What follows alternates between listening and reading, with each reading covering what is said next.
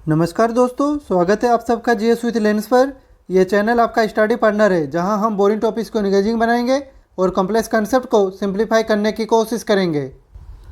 अभी हम लोग एम लक्ष्मीकांत सर की इंडियन पॉलिटी की किताब को कवर कर रहे हैं और पिछले वीडियो में हम लोगों ने यूनियन टेरिटोरी वाले चैप्टर को ख़त्म किया था।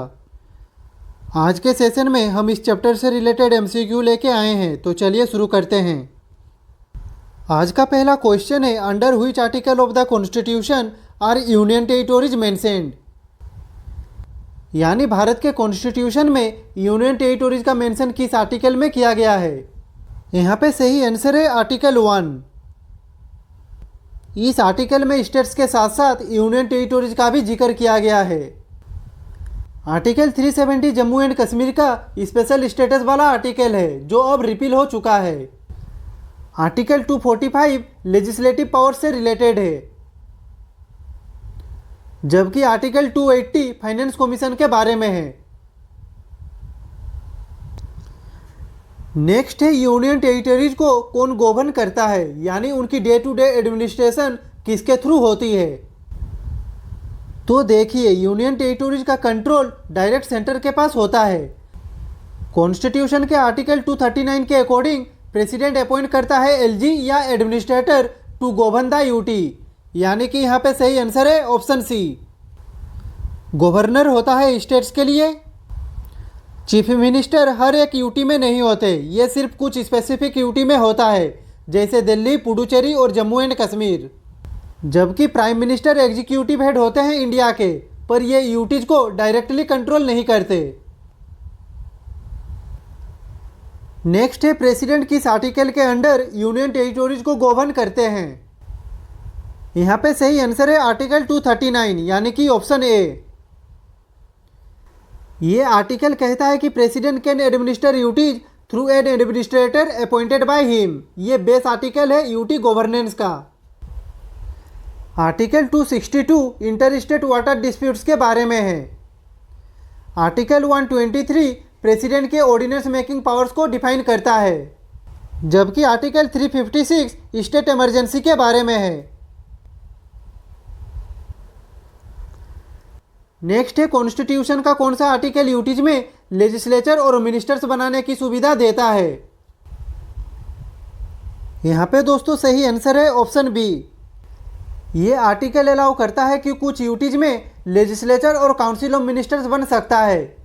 ये मेनली पुडुचेरी के लिए एप्लीकेबल है। आर्टिकल 240 प्रेसिडेंट के रेगुलेटरी पावर्स के बारे में है।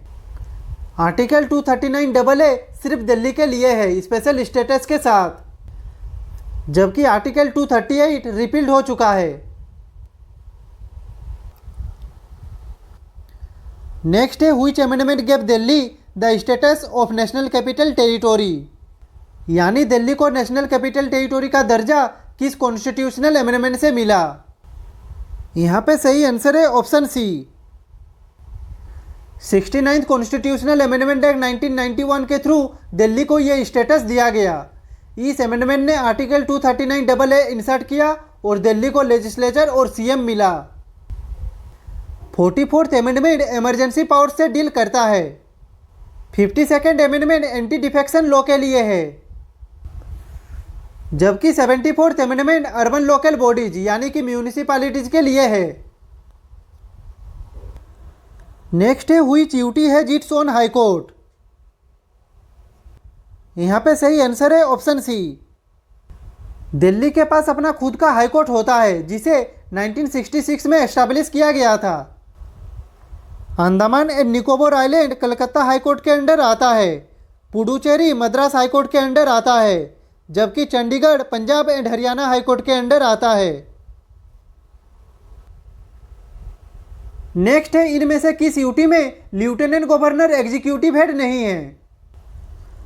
तो देखिए, दिल्ली, लद्दाख और पुडुचेरी में एलजी होते हैं। तो यहाँ पे सही आंसर है ऑप्शन सी, यानी कि चंडीगढ़। चंडीगढ़ में एलजी नहीं बल्कि एडमिनिस्ट्रेटर होते हैं और जनरली पंजाब के गवर्नर को ही इस रोल में अपॉइंट किया जाता है। नेक्स्ट है, कौन सी यूटी के पास लेजिस्लेचर और काउंसिल ऑफ मिनिस्टर्स दोनों होते हैं। यहाँ सही आंसर है ऑप्शन सी, यानी कि दिल्ली। दिल्ली, पुडुचेरी और Jammu and Kashmir, in 3 UTs में लेजिस्लेटिव असेंबली और काउंसिल ऑफ मिनिस्टर्स होते हैं। बाकी 5 यूटीज डायरेक्ट सेंटर के अंडर आते हैं। नेक्स्ट है दिल्ली में एलजी यानी कि लेफ्टिनेंट गवर्नर के स्पेशल पावर्स किस आर्टिकल में दिए गए हैं। तो देखिए आर्टिकल 239AA में दिल्ली के स्पेशल कॉन्स्टिट्यूशनल सेटअप का जिक्र है, यानी कि सही आंसर है ऑप्शन सी। आर्टिकल 239A पुडुचेरी के लिए है।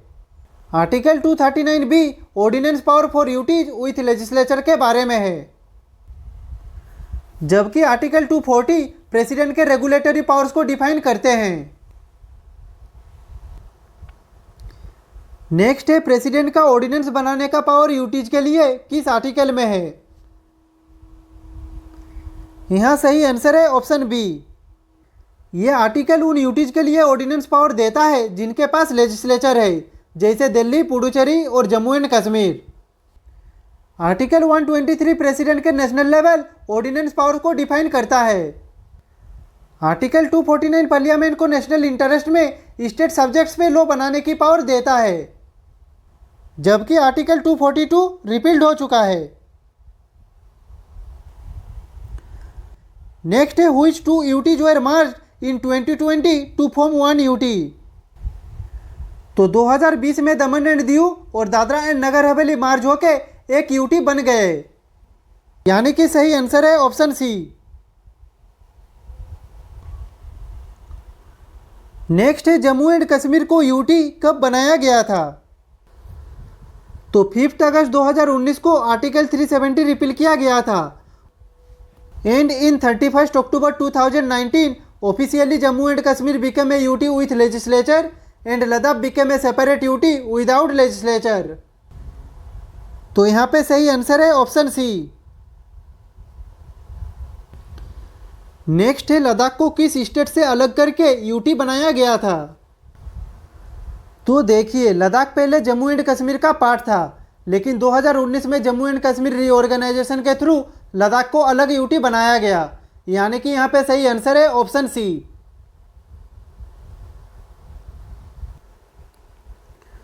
नेक्स्ट है कौन सा यूटी किसी भी इंडियन स्टेट के साथ बॉर्डर शेयर नहीं करता। तो लक्षद्वीप एक आइलैंड यूटी है अरेबियन सी में।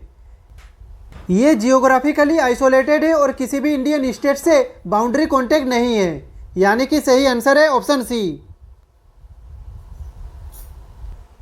पुडुचेरी तमिलनाडु और केरला से टच करता है।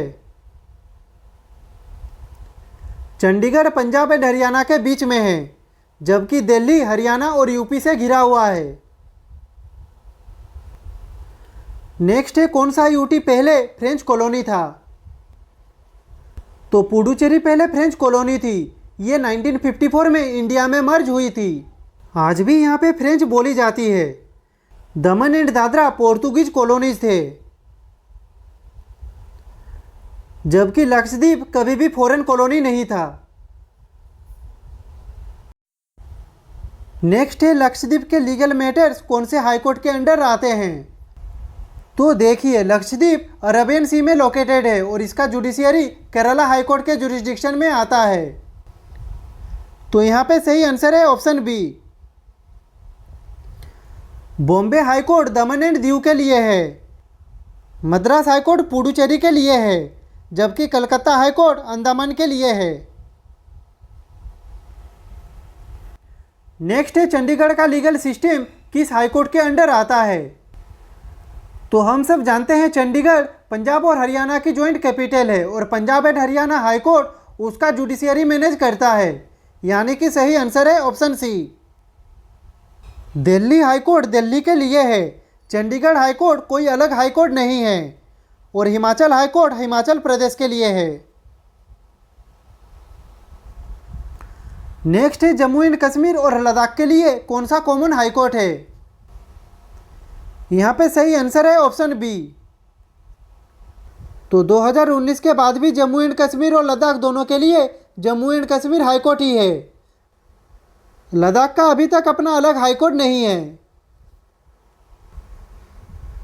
नेक्स्ट है पुडुचेरी के केसेज किस हाईकोर्ट में जाते हैं। तो देखिए पुडुचेरी तमिलनाडु के पास लोकेटेड है और इसका जुडिशियरी मद्रास हाई कोर्ट के अंडर आता है। केरला हाई कोर्ट पुडुचेरी के लिए है, Bombay high court western UTs के लिए है, जबकि कलकत्ता हाई कोर्ट अंडमान के लिए है। नेक्स्ट है Dadra and Nagar Haveli and Daman and Diu किस हाई कोर्ट के जुरिस्डिक्शन में आता है। यहाँ पे सही आंसर है ऑप्शन सी यानी कि Bombay high court. Gujarat high court Gujarat state के लिए है, दिल्ली हाई कोर्ट दिल्ली के लिए है, जबकि राजस्थान हाई कोर्ट राजस्थान के लिए है। नेक्स्ट है कौन सी यूटी छोटी छोटी आइलैंड का ग्रुप है अरेबियन सी में। यहाँ पे आंसर है option B, Andaman and Nicobar bay of Bengal में है। पुडुचेरी तमिलनाडु के पास मेनलैंड पर है, जबकि Dadra and Nagar Haveli landlocked area है। नेक्स्ट है which UT shares it's capital with Punjab and Haryana.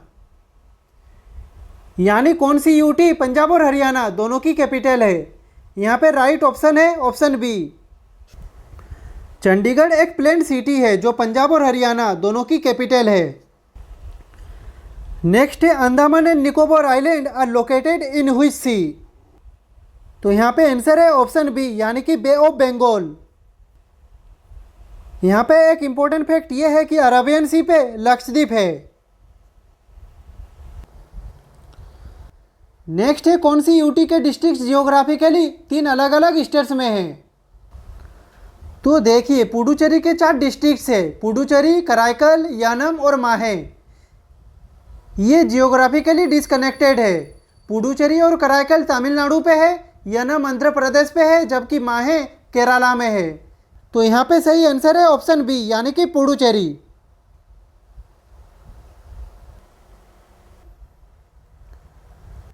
Next है which UT is located at the northern most point of India. तो Ladakh includes the northern most point of India including Siachen glacier. तो यहाँ पे सही answer है option ए। यहाँ पे जम्मू एंड कश्मीर, दिल्ली और हिमाचल प्रदेश तीनों ही नॉर्थ में है but not at northern most. Next है कौन सी यूटी के पास 30 मेंबर लेजिस्लेटिव असेंबली है। तो देखिए पुडुचेरी के पास एक फंक्शनल लेजिस्लेटिव असेंबली है जिसमें 30 इलेक्टेड एमएलएज होते हैं। इसके अलावा इनके पास 3 नॉमिनेटेड मेंबर्स भी होते हैं। तो यहाँ पे सही आंसर है ऑप्शन ए। दिल्ली के पास भी एक लेजिस्लेटिव असेंबली है लेकिन यहाँ 70 इलेक्टेड मेंबर्स होते हैं। 2024 में जम्मू एंड कश्मीर में इलेक्शन हुआ है और यहाँ पे 19 इलेक्टेड मेंबर्स होते हैं, जबकि लद्दाख के पास अभी भी कोई लेजिस्लेटिव असेंबली नहीं है। नेक्स्ट है in which UT does the Punjab governor also act as administrator. यहाँ पे आंसर है ऑप्शन सी यानी कि चंडीगढ़। पंजाब के गवर्नर को ही चंडीगढ़ का एडमिनिस्ट्रेटर बनाया गया है यानी कि डुअल चार्ज दिया गया है। नेक्स्ट है which UT is closest to Maldives. तो देखिए लक्षद्वीप एक ग्रुप ऑफ कोरल आइलैंड है जो अरेबियन सी में लोकेटेड है और मालदीव्स भी अरेबियन सी में ही है। दोनों आइलैंड ग्रुप एक दूसरे के बहुत करीब है। तो Lakshadweep is the closest Indian territory to Maldives यानी कि यहाँ पे सही आंसर है option A. Andaman bay of Bengal पे है, पुडुचेरी ईस्टर्न कोस्ट पे है, जबकि दमन वेस्टर्न कोस्टल मेनलैंड पे है। नेक्स्ट है in case of breakdown of constitutional machinery in UTs with legislature which article applies. तो दोस्तों ये आपका होमवर्क है, इसका आंसर आपको कमेंट सेक्शन में बताना है। नेक्स्ट है कौन सी यूटी में फ्रेंच एक ऑफिशियल लैंग्वेज है और इसके साथ साथ तमिल, तेलुगु और मलयालम भी यूज होती है। तो देखिए दिल्ली, लक्षद्वीप और चंडीगढ़ में फ्रेंच नहीं बोली जाती। पुडुचेरी एक फॉर्मर फ्रेंच कॉलोनी है, यहाँ फ्रेंच अभी भी एक ऑफिशियल लैंग्वेज के रूप में रिकॉग्नाइज्ड है। साथ ही तमिल, तेलुगु और मलयालम भी ऑफिशियल लैंग्वेजेस है क्योंकि ये अलग अलग लिंग्विस्टिक रीजन्स में लोकेटेड है। यानी कि यहाँ पे सही आंसर है ऑप्शन सी। तो दोस्तों यहाँ पे हम लोगों का यूनियन टेरिटोरी वाले चैप्टर से एमसीक्यू ख़त्म होता है। तो आज के लिए बस इतना ही। अगर आपका आज के सेशन से रिलेटेड कुछ भी डाउट हो तो आप कमेंट बॉक्स में पूछ सकते हैं। और अगर आपको ये वीडियो पसंद आई हो तो लाइक करें, कमेंट करें, शेयर करें और ऐसे ही इन्फॉर्मेटिव वीडियो देखने के लिए चैनल को सब्सक्राइब करें। मिलते हैं नेक्स्ट वीडियो पे, तब तक के लिए खुश रहिए, स्वस्थ रहिए। जय हिंद, वंदे मातरम, भारत माता की जय।